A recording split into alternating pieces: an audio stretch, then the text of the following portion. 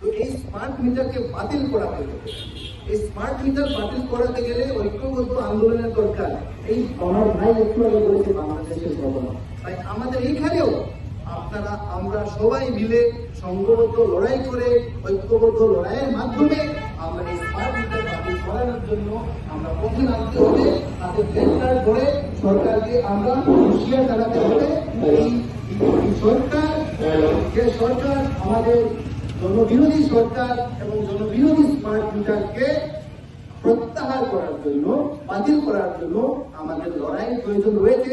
আজকে আপনারা এখান থেকে গিয়েও গ্রামে গঞ্জে, চা দোকানে, পান দোকানে, বাজার হাটে যেখানে পাইবেন মানুষের কাছে আলাপ আলোচনা করবেন। স্মার্ট মিটার যারা লাগাইছেন তারা তো ঠিক আছে, যারা লাগানো হয়নি তাদেরকে বলবেন আর স্মার্ট মিটার লাগাবেন না, এবং স্মার্ট মিটার যেগুলো লাগানো হয়েছে সেটা যাতে পরিবর্তন করে পুরানো আমার অরিজিনাল মিটার সেটা লাগানো হয়, সেটার দিকে আমরা যেতে হবে।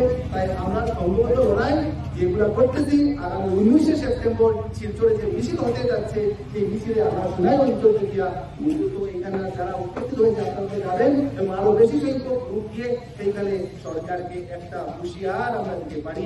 এই সমাজে সাফল্যমণ্ডিত করার জন্য আপনাদের আহ্বান করে আমি আমার বক্তব্য শেষ করছি। ধন্যবাদ।